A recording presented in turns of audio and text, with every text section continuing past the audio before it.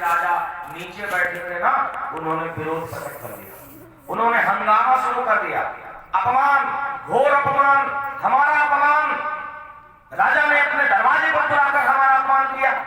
हमारी उम्र 150 वर्ष, कोई कहे हमारी उम्र 200 वर्ष, और हम नीचे बैठे, और ये कल के लड़के इनको इतना ऊंचे बैठा दिया, विरोध प्रकट कर दिया। हम जा रहे हैं, हम जा रहे हैं, हम नहीं रुकेंगे, हम धनुष नहीं देखेंगे, हमारा अपमान कर दिया, हमें नीचे, इनको ऊंचे। एक संत ने गोस्वामी जी से पूछा, बाबा आखिर राम जी को इतने ऊंचे पर बैठाना क्यों है? राम जी को इतने विनम्र हैं कि राम जी सदैव चाहते हैं कि नीचे बैठे, राम जी कभी नहीं चाहते कि ऊंचे पर बैठे। कई बार मानस में चर्चा आई है कि राम जी नीचे बैठे और राम जी के भगत ऊपर बैठे। प्रभु तर पर कपिटार पर एक आंसू समान, भगवान राम नीचे बैठते हैं और हनुमान जी डाली पर बैठते हैं। तो कभी राम जी को एतराज नहीं है, राम जी तो विनम्र हैं। तो एक संत ने पूछा कि आखिर राम जी को इतने ऊंचे पर बैठाना क्यों गया, कारण गोस्वामी जी ने कहा, शिवा बनो, वो बना रहे वीडियो बना रहे। ये बच्चों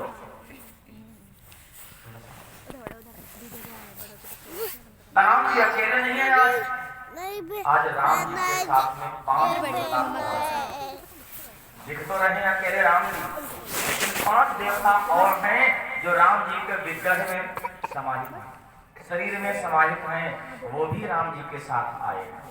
अकेले राम होते तो नीचे बैठा देते, लेकिन 5 देवता ऐसे हैं जो राम जी के शरीर में विराजमान हैं, श्री विग्रह में विराजमान हैं, इसलिए उनको सबसे ऊंचा सिंहासन दिया गया। और ये 5 देवता कौन है, ध्यान देना, बालकांड में देखिए दोहा, कुंजर मणिकंठा कलित उरनि तुलसिका माल, ब्रखव कंध के हरि ठवनि बल निधि बाहु विशाल। कुंजर मणिकंठा कलित, एक एक शब्द पर विचार करो। कुंजर मणिकंठा कलित, कुंजर माने, बताओ बच्चों, कुंजर माने, कुंजर, कुंजर माने हाथी। इसीलिए तो कहते हैं ध्यान से सुनो, हमारी कथा में तुम्हारे मतलब की बातें बहुत हैं। कुंजर माने हाथी। राम जी के गले में जो कंठी है, कंठी, कुछ लोग कंठी पहनते हैं ना, और राम जी के गले में जो कंठी है वो हाथी के दांत की है, और हाथी के दांत की कंठी के होने से संकेत क्या है कि गणेश जी भगवान राम के कंठ में विराजमान है। हाथी जैसा मुख किसका है, गणेश जी का। कुंजर मणिकंठा कलित उरन तुलसिका माल, उरन तुलसिका माल, उर माने होता है तुलसी का माने तुलसी, माल माने राम जी हृदय में तुलसी की माला पहनी, और तुलसी का गमला जहाँ होता है वहाँ एक भगवान और होते हैं, शालिग्राम, और ये कौन है, भगवान विष्णु। ये ब्रह्मा के श्राप से पत्थर के हो गए। तो राम जी के हृदय में भगवान विष्णु विराजमान, कंठ में गणेश जी हैं, हृदय में भगवान विष्णु हैं। कुंजर मणिकंठा कलित उरन तुलसिका माल, और ब्रखव कंध, ब्रखव माने होता है बैल, राम जी के कंधे बैल के समान मजबूत है। बैल किसका वाहन है, महादेव। तो महादेव भगवान राम के कंधों पर विराजमान होकर आए। गोस्वामी जी ने संकेत में लिखा है, सब स्पष्ट है। ब्रखव कंध के हरि ठवनि, के हरि ठवनि, के हरि माने होता है सिंह, शेर, और ठवन माने चाल। राम जी की चाल कैसी है, शेर की तरह चलते हैं, जब चलते हैं तो लग रहा है शेर चला आ रहा हो। शेर किसका वाहन है, तो भगवान राम की चाल में आदि शक्ति मां दुर्गा विराजमान। क्या हो गया, सिंह ठवन और के हरि ठवन, बल में भी बाहु विशाल, बल में भी बाहु विशाल, विशाल बाहु, विशाल भुजाएं, लंबी भुजाएं, किस देवता की हैं, भगवान सूर्य। भगवान सूर्य कहाँ निकलते हैं, उदयाचल पर, और यहाँ आ जाते हैं धरती पर। कितनी दूरी है, आज तक किसी वैज्ञानिक ने नहीं नापी है कि पृथ्वी से सूर्य की दूरी कितनी है। अगर किसी ने लिखा है तो लगभग में लिखा है, क्लियर नहीं लिखा है। क्योंकि सूर्य तक आज तक कोई पहुंच नहीं पाया। आदमी चांद पर पहुंच गया, मंगल पर पहुंच गया, अन्य बुध पर पहुंच गया, लेकिन सूर्य पर नहीं पहुंचा। वहां इतनी आग है, जाओ तो जल जाओ। तो लंबी भुजाएं भगवान सूर्य की, सूर्य भगवान राम की भुजाओं में विराजमान है, इसलिए राम को आजान बाहु कहते हैं, लंबी भुजाओं। तो राम के विग्रह में, राम जी के शरीर में 5 देवता और विराजमान है। कंठ में गणेश जी, हृदय में भगवान विष्णु, कंधे पर भोले बाबा, चाल में मां दुर्गा और भुजाओं में भगवान सूर्य। इसलिए राम जी को बैठने के लिए सबसे ऊंचा सिंहासन दिया। सब मंचन पे मंच एक, सुंदर विशद विशाल, और मुनि समेत तहाँ बंधु दो बैठा रे महिपाल। मुनि समेत तहाँ बंधु दो बैठा रे महिपाल।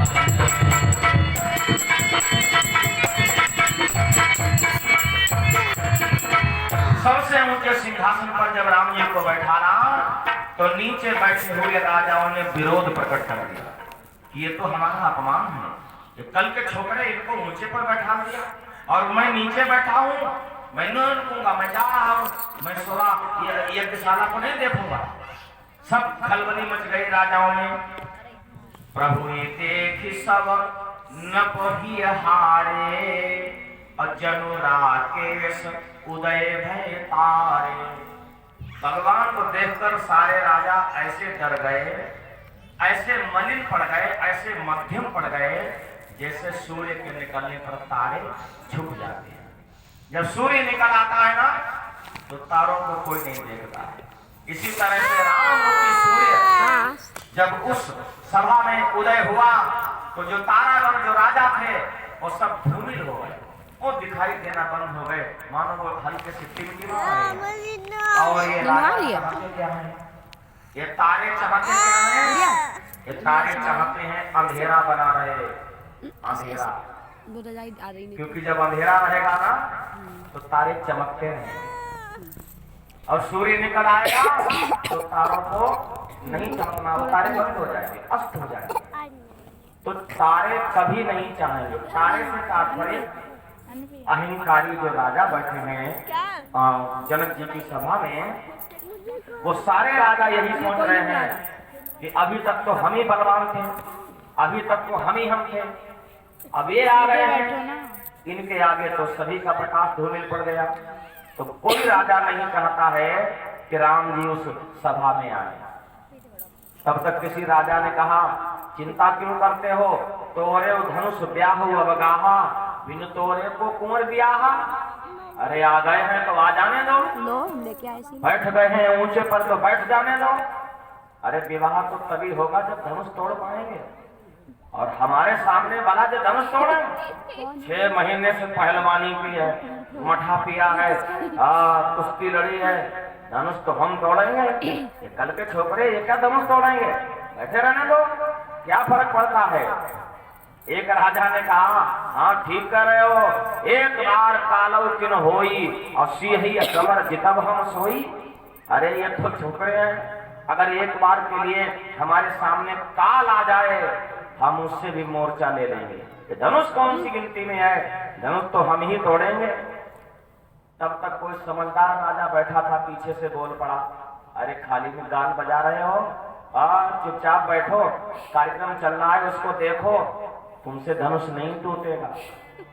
व्यर्थ मरहु जनि काल बजाई, और मन मोद तनिक भूख बुझाई।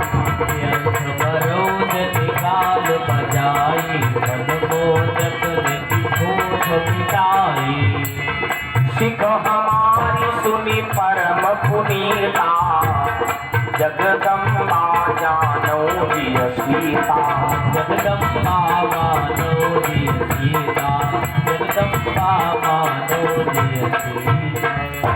उस राजा ने कहा, अरे मूर्खों, सीता जगत की माता है, राम जगत के पिता हैं, और इनका संबंध तो जन्म जन्मांतर का है, धनुष राम जी ही तोड़ेंगे, व्यर्थ में बकवास कर रहे हो, चुप बैठ जाओ। तो राजाओं ने उस बेचारे भले आदमी को फटकार दिया, कायर कहीं का। उससे किसने कहा था सभा में आने के लिए, चल आ। अब अच्छी बात कोई कह दे तो आज वो लोग उससे कायर कहा, ये तो डरपोक है।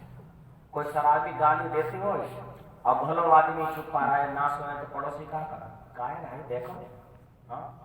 अच्छा, शराबी से अगर तुम झगड़ा करने लगे, वो तो बेचारा नशे में है तो तुम उससे ज्यादा नशे में। हाँ, वो पागल है, तुम उससे बड़े पागल हो। अरे कोई सही सलामत कोई अगर गलत बात कह रहा है तो उसका विरोध करना चाहिए। यहाँ पर राजा ने समझाया, अरे भैया ये भगवान है, इन पर संदेह ना करो और अपना चुपचाप काम करो। तो उन घमंडी राजाओं ने उसको कायर कर दिया। अरे तू डरपोक है, तुझे नहीं आना चाहिए था, चल पीछे बैठ जाके। उस बेचारे का अपमान कर दिया। तब तक धनुष यज्ञ का समय बिल्कुल नजदीक आ गया, मुहूर्त पास में आ गया। सतानंद जी ने महाराज जनक से कहा, राजन अब कन्या को भी बुलवा लिया जाए। तो सखियां जाती हैं और सीता जी को बुला लाती हैं।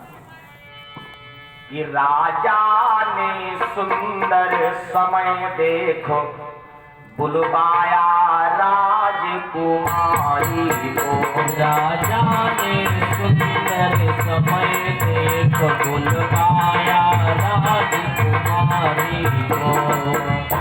राजा ने सुंदर समय देखो, बुलवाया राजकुमारी को। सब सखी सहेली मिल मिल कर ले आई सीता प्यारी को। सब सखी सहेली मिल मिल कर ले आई सीता प्यारी को।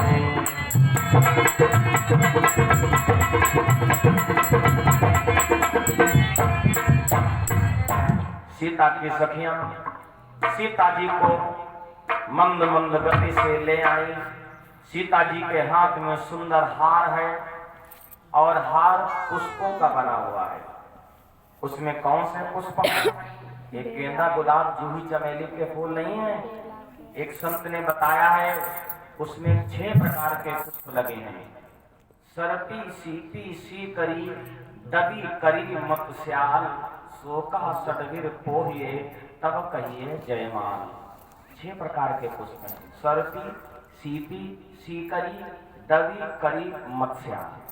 ये 6 प्रकार के पुष्पों से जयमाल बनी है और वो विजय हार लेकर मां जानकी मंद मंद गति से चली आ रही हैं। झुंड में सखियों का झुंड है और मंद मंद गति से आ रही है। जैसे ही मां सीता ने पदार्पण किया तो गोस्वामी जी लिखते हैं, रंगभूमि जब सिय पगुधारी, रूप देख मोहे नर नारी। इस चौपाई पर विद्वान बड़ी बड़ी व्याख्याएं करते हैं, लेकिन मैं संक्षेप में कहूंगा कि सीता जी को देखकर सारे राजा मोहित हो गए, सारे पुरुष, और राम जी को देखकर सारी स्त्रियां मोहित हो गई। क्योंकि स्त्री कभी स्त्री को देखकर मोहित नहीं होती है, ये नियम है। मोह न नारी नारी कह रूपा, कन्नगारी यह रीति अनूपा। इसलिए सीता जी को भी एक सिंहासन दिया गया बैठने के लिए।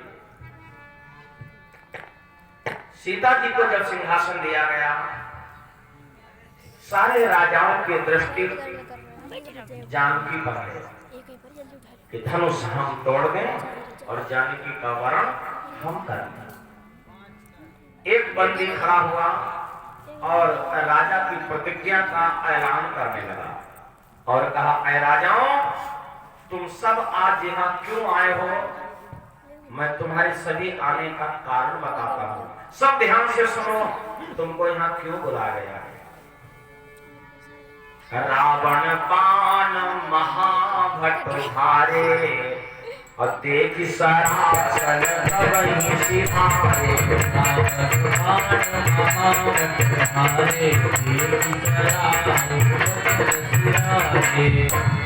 सोई पुरानी को दंड कठोरा, राज समाज आज जोई थोड़ा। राज समाज आज जोई थोड़ा, राज समाज आज जोई थोड़ा। अय राजाओं, महादेव का विशाल धनुष बाबा परशुराम की धरोहर सोई पुरार कोदंड कठोरा, राज समाज आज जो तोड़ा। आज भरे समाज में जो उसका खंडन करेगा, त्रिभुवन जय समेत वैदेही, विनय विचार बरई नम तेई। उस जानकी का विवाह उसी के साथ होगा जो धनुष का खंडन करेगा। राजा की सौगंध शपथ, राजा की सौगंध शपथ, इस धनुवास से पूर्ण होगी। राजा की सौगंध शपथ, इस धनुवास से पूर्ण होगी। जो पीर धनुष को तोड़ेगा, सीता उसको अर्पण होगी। जो वीर धनुष को तोड़ेगा, सीता उसको अर्पण होगी। जो धनुष का खंडन करेगा, जो भी खंडन करेगा, न वर्ग से मतलब, न समुदाय से मतलब, न जाति से मतलब, न भेद, कोई भी जो धनुष को तोड़ देगा उसी के साथ सीता का विवाह हो जाएगा। परिकर बांध उठे अकुलाई, चले इष्ट देवन सिरु नाई। जो राजा वहां बैठे थे और सब अपनी अपनी कमर कस के भुजाओं को हिलाने लगे, चारों तरफ देखने लगे। सबसे पहला नंबर हमारा, सबसे पहले हम जाएंगे। एक राजा उठा, खूब मोटा ताजा लंबा चौड़ा था, उठकर खड़ा हुआ धनुष तोड़ने के लिए। तब तक पीछे वाले ने कहा, कहां जा रहे हो, कहां जा रहे हैं? सुना नहीं अभी ऐलान हुआ, अनाउंस हुआ धनुष तोड़ने के लिए जाने के लिए। मैं सबसे पहले आया हूँ। उसने कहा बैठ जाओ। कब आए हो तुम? मैं परसों का आया हूँ। हाँ बैठ जाओ। मुझे आए हुए 8 दिन हो गए, पहले मैं जाऊंगा। अब वो बैठ गया, पीछे वाले खड़े हो। तब तक एक तीसरे बोल पड़े, नंबर हमारा पहले है। कब आए हो? 8 दिन हो गए हमको, हम 15 दिन पहले से आए। बैठो, पहले हम जाएंगे। अब जहे की लाठी काटी भैंस। एक राजा खड़ा हुआ, खूब बहुत बड़ा, हष्ट पुष्ट, लंबा चौड़ा, बाहुबली। उसने कहा 1 महीने पहले से हम आए हैं, हम जाएंगे धनुष तोड़ने। अब उसके आगे कोई नहीं तैयार था, सब बैठ गए। अब जब की जाइए आए, आ जाइए आए। और कह दिया हम 1 महीने पहले से आए हैं, हटो धनुष तोड़ने हम जाएंगे। आगे बढ़े धनुष तोड़ने के लिए। परिकर बांधी उठे अकुलाई, और चले इष्ट देवन सिरु नाई। परिकर बांधी उठे अकुलाई, चले इष्ट देवन सिरु नाई। तमकी ताकी तकी शिव धनु धरही, और उठैन कोटि भांति बलु करही। तमकी ताकी तकी शिव धनु धरही, उठैन कोटि भांति बलु करही। चारों तरफ हलचल मच रही है। राजा जब धनुष तोड़ने के लिए गया, धनुष के पास पहुंचा तो गोस्वामी जी कह रहे हैं दृष्टि कैसी है उसकी। 3 शब्द कहे हैं गोस्वामी जी ने, तमक की ताक की तकी शिव धनु धरही। राजा कैसे उठा? तमक कर, तमक और ताक, और ताका किसे? धनुष को, क्योंकि उसका लक्ष्य है धनुष तोड़ना। तमक कर उठा, धनुष को ताका और सीता जी को ताका। 3 शब्द गड़बड़। पहली बात तो अगर आप कहीं उठ रहे हैं, कहीं जा रहे हैं तो आराम से उठो। एकदम तमक उठे तो कुर्सी टूट गई, खटिया बैठे हो, खटिया पार्टी टूट जाएगी। तो कहीं भी उठना है तो धीरे से आराम से उठो। राजा कैसे उठा है? तमक। और ताका किसे? धनुष को। किसी चीज को ताकना अच्छा होता है? हाँ? कौन ताकता है? चोर ताकता है। हाँ, दिन में तक गए, रात में चोरी कर रही है। तमक ताक और तक, और तका किसे? सीता। सीता को तकना अच्छी बात है। 3 के तीनों शब्द खराब है। और जब तीनों शब्द खराब है, भावना इतनी तुम्हारी खराब है, तो क्या तुमसे धनुष टूटेगा? माने तुमको क्या विजय मिल सकती है? विजय तो उसको मिलती है जो समाज में विनम्र होकर चलता है, जो झुककर चलता है, नर की यौ नल नीर की गति ये कैसो होय और जे तो नीचो हुई चले ते तो ऊंचो होय। समाज में जितना झुककर चलोगे नाम उतना ऊंचा होगा। झुकना इंसान की पहचान है और अकड़ना मुर्दे की पहचान है। इसलिए झुककर चलो काम बनेगा। राजा तमक कर उठ रहा है और जब राजा धनुष तोड़ने के लिए आगे बढ़ा तो जो वास्तव में 1 महीना पहले आया था बेचारा, उसका नंबर कट गया। जाना उसको चाहिए था, चले गए ये, क्योंकि ये थोड़े बलवान हैं। तो कमजोर आदमी क्या करता है, जब समाज उसको ठोकर मारता है तो कमजोर आदमी मालूम क्या करता है, हे मेरे भोले बाबा बस तुम ही हमारे हो, यही तो करता है। तो जिसका नंबर वास्तव में पहले था उसने भोले बाबा को याद किया और कहा, हे भोले बाबा नंबर तो हमारा था लेकिन ये दुष्ट हमसे पहले चला गया। भोले बाबा इतनी कृपा करना, हम आपका 11 रुपए का प्रसाद चढ़ाएंगे, इससे धनुष उठेगा। भोले बाबा ने कहा, अच्छा ऐसी बात? बोले हाँ।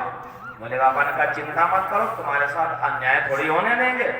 सो भोले बाबा ने धनुष में वजन बढ़ा दिया। गोस्वामी जी संकेत करते हैं, तमक की और शिव धनु धरही, शिव धनु धरही। भगवान शंकर धनुष को वजन बढ़ा देते हैं। राजा जब उठाने के लिए जाता है तो उठई न कोटि भांति बल करही। करोड़ करोड़ उपाय कर लिए राजाओं ने, लेकिन धनुष नहीं हिला। चले आए झूलेलाल के बैठ गए अपनी कुर्सी, नहीं उठाई। तब जो दूसरे वाले उठे, इन्होंने भुजाएं हिलाई, नंबर हमारा पहले था, चले बेकार गए, हमको जाने देते। अब जे उठे आए जयो कर लिए। 1 महीना पहले वाले बेचारे बैठे। अब उन 1 महीना पहले वाले ने भोले बाबा फिर हाथ जोड़े, भोले बाबा आपने बहुत हमारी कामना पूर्ति, आपने खूब हमारी सुन रही। हम तो सोचे थे धनुष उठा ही दी, आपने तो 11 रुपया हम काम चलाए दो। बोले बाबा अब हम 21 रुपया प्रहार चढ़ाई। और जो दूसरे वाले गए उठे नौ से ना, और जिस पे ना उठो जो पे लौट के आए 11 रुपया गुनगुन बोल दो कि हमसे अगर ना उठो तो उठे नौ से ना। बोले बाबा ने कहा, तुम प्रसाद बोले रहो, हम भजन बोला रहे। प्रसाद पढ़े रहो, जैसे प्रसाद पढ़े और वैसे धनुष भजन पढ़े। हल चल थी 10 दिशाओं में, जग थल ना पायो धामों से, जग थल ना पायो धामों से।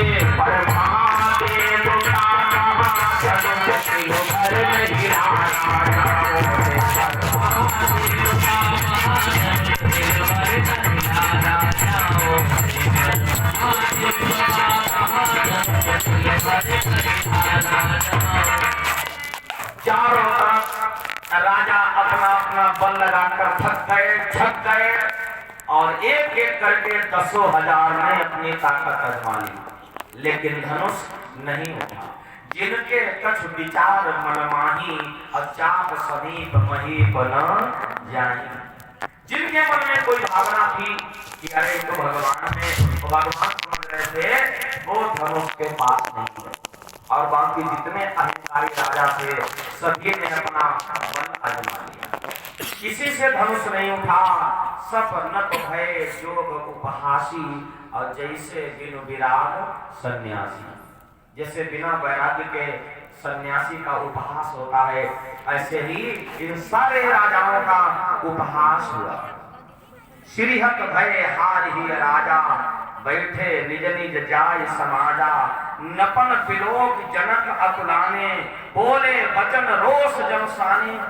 राजा जनक ने जब उन राजाओं की तरफ देखा तो जनक को क्रोध आया और जनक ने कहा, अरे राजाओं तुम अपने को राजा कहते हो?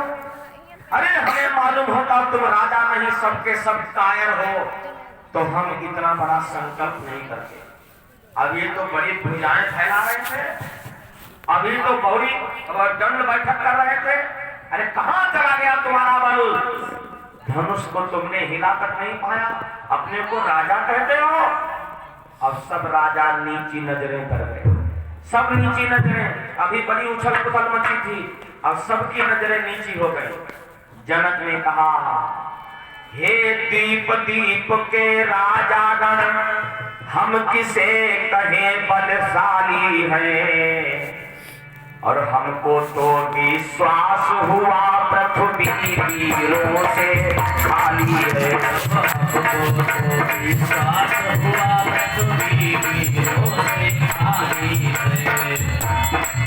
पहले ख्याल होता ऐसा तो यहाँ बेबसी नहीं होती, हम करते नहीं प्रतिज्ञाएं तो ऐसी हंसी नहीं होती। हम करते प्रतिज्ञाएं तो ऐसी हंसी नहीं होती। आसरा छोड़ प्रस्थान करो, दुख हमें दिया है दाता ने, दुख हमें दिया है दाता ने। सीता सुकुमारी का विवाह लिखा ही नहीं विधाता है। सीता सुकुमारी का विवाह लिखा ही नहीं विधाता है।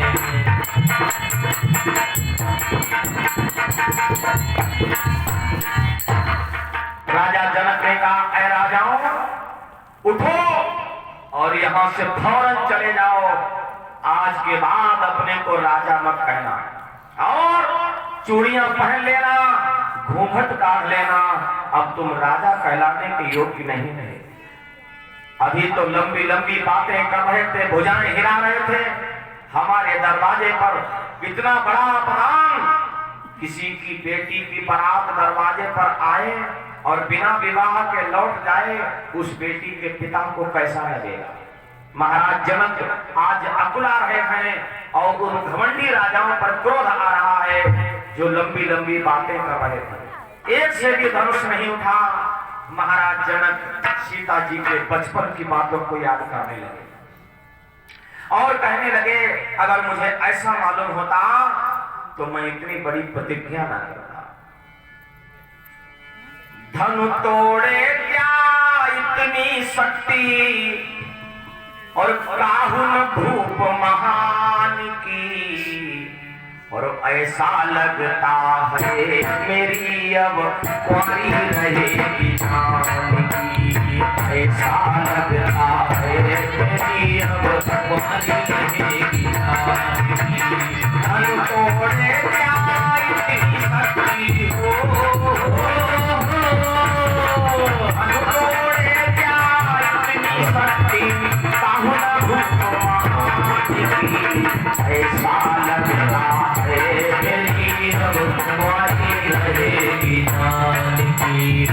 ऐसा लगता है मेरी अब कुंवारी रहेगी जान की। राजा जनक सीता के बचपन की बातों को याद करने लगे और कहने लगे, आज मेरी बेटी का विवाह जो नहीं हो पा रहा है, इसका कारण मैं हूँ, क्योंकि प्रतिज्ञा मैंने की।